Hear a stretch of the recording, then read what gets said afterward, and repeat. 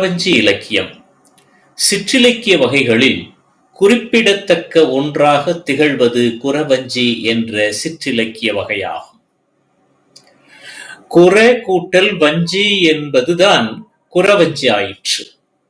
வஞ்சி என்றால் வஞ்சிக் கொடி போன்ற பெண் என்று பொருள். குறவஞ்சி என்பது குறவர் குலத்திலே பிறந்த வஞ்சிக் கொடி போன்ற பெண் என்ற பொருளை தரும். இந்த நூலிலே குறத்தி குறிகூறுதல், குறத்தி குறவனுடன் உரையாடுதல், குறத்தியின் செயல்கள், குறிவகைகள் போன்றவையெல்லாம் முதன்மையாக இடம்பெறுவதால் இந்த இலக்கிய வகை குறவஞ்சி என்ற பெயரை பெற்றுள்ளது என்று விளக்கம் கூறுவர். குறவஞ்சி இடத்தின் பெயரால் பெயர் பெறும். பாட்டுடை தலைவனின் ஊர் பெயரால் சில நூல்கள் பெயர் பெற்றிருக்கின்றன.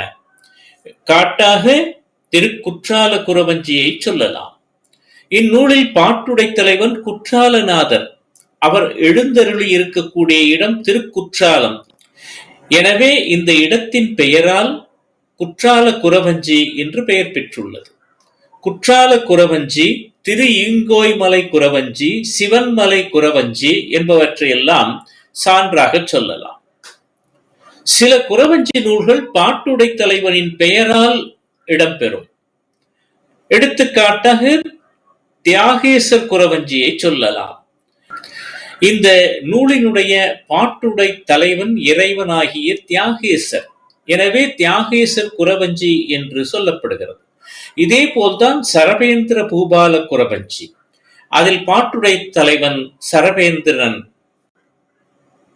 எனவே சரபேந்திர பூபால குறவஞ்சி என்று அழைக்கப்படுகிறது. வேறு சில குறவஞ்சி நூல்கள் பாட்டுடை தலைவனின் இடத்தின் பெயரையும் பாட்டுடை தலைவனின் பெயரையும் இரண்டையும் பெற்றே பெயர் பெற்றிருக்கின்றன. சான்றாக தஞ்சை வெள்ளை பிள்ளையார் குறவஞ்சியை சொல்லலாம். இந்த குறவஞ்சியில் பாட்டுடை தலைவர் பெயர் வெள்ளை பிள்ளையார். அவர் எழுந்தருளி இருக்கக்கூடிய இடம் தஞ்சாவூர். எனவே தஞ்சை என்று அழைக்கப்படும். எனவேதான் தஞ்சை வெள்ளை பிள்ளையார் என்று இந்த நூல் அழைக்கப்படுகிறது. சில குறவஞ்சி நூல்கள் தலைவியின் பெயராலும் பெயர் பெற்றுள்ளதை நாம் காண முடிகிறது. எடுத்துக்காட்டாக தமிழரசி குறவஞ்சியை நாம் சொல்லலாம். இந்த நூலில் தலைவியின் பெயர் தமிழரசி. எனவே தமிழரசி குறவஞ்சி என்று பெயர் பெற்றது.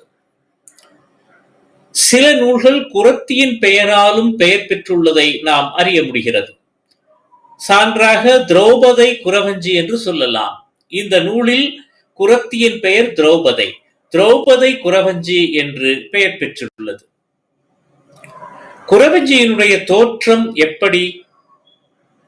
பிற இலக்கிய வகைகளைப் போலவே குறவஞ்சி இலக்கிய வகைக்கும் உரிய கருக்கள் தொல்காப்பியத்திலும் பிற இலக்கியங்களிலும் காணப்படுகின்றன.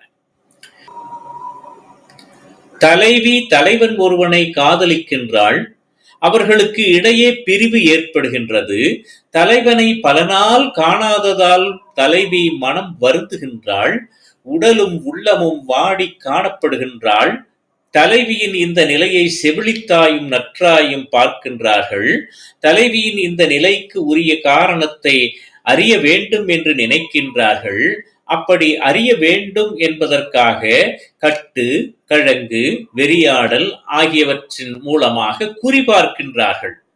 கட்டு என்பது முரத்தில் நெல்லை பரப்பி வைத்து அந்த நெல்லை எண்ணி குறிபார்ப்பது. தலைவியின் நோய்க்கு காரணம் என்ன என்று அறிவதற்காகவே வேலன் குறிபார்ப்பது கழங்கு என்று சொல்லப்படும். சங்க இலக்கியத்திலும் குறிபார்த்தல் பற்றிய செய்திகள் பல இடங்களில் காணப்படுகின்றன. பெருங்கதை காப்பியத்தில் குறி சொல்லும் நிகழ்ச்சி இடம்பெறுகின்றது. பக்தி இலக்கியத்தில் திருவாய்மொழியில் நம்மாழ்வார் குறிபார்க்கும் பெண்ணை கட்டுவிச்சி என்றே சொல்லுகின்றார். சிறிய திருமடலில் குறிபார்க்கக்கூடிய ஒரு மரபினை காட்டியிருக்கின்றார். இப்படி இலக்கிய கருக்களிலிருந்து குறவஞ்சி என்ற இலக்கிய வகையானது 18ஆம் நூற்றாண்டில் தோன்றியது என்று சொல்லலாம். இப்போது 100க்கும் மேற்பட்ட குறவஞ்சி நூல்கள் நமக்கு கிடைக்கின்றன. குறவஞ்சி நூல்களின் தொடக்கத்தில் காணப்படும் பகுதி பாயிரம் என்று சொல்லப்படும்.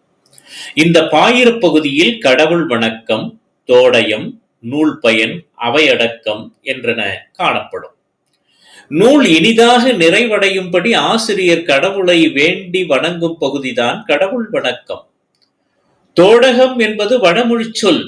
இதன் பொருள் நாடகச் சிறப்பு பாயிரத்தின் முதல் பாடல் என்பது.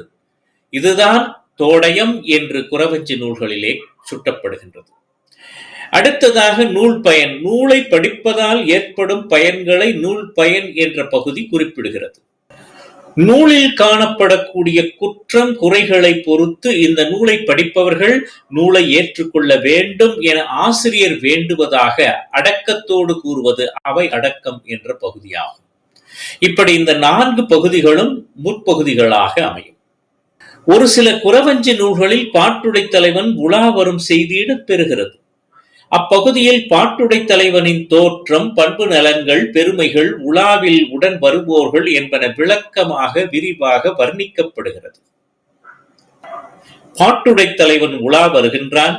அதை காண எழுபருவ பெண்கள் வருவதாக காட்டப்படுகிறது. உலா வரும் தலைவனை கண்ட பெண்கள் அவன் அழகில் மயங்குகின்றார்கள், காதல் கொள்கின்றார்கள். அவன் யாராக இருக்கும் என ஐயம் கொள்கின்றனர். இறுதியில் தலைவன் இவன்தான் என்று உறுதி செய்கின்றனர். இப்படியாக பாட்டுடைத் தலைவன் உலா வரும் பொழுது 7 பருவ பெண்கள் காமுறுவதாக காட்டப்படுகிறது. குறவஞ்சி நூல்களில் தலைவியின் பெயர்களின் இறுதியில் வள்ளி அல்லது மோகினி என்ற சொல் காணப்படும். வசந்த வள்ளி, ஜெகன் மோகினி என்ற பெயர்களை சான்றுகளாக சொல்லலாம்.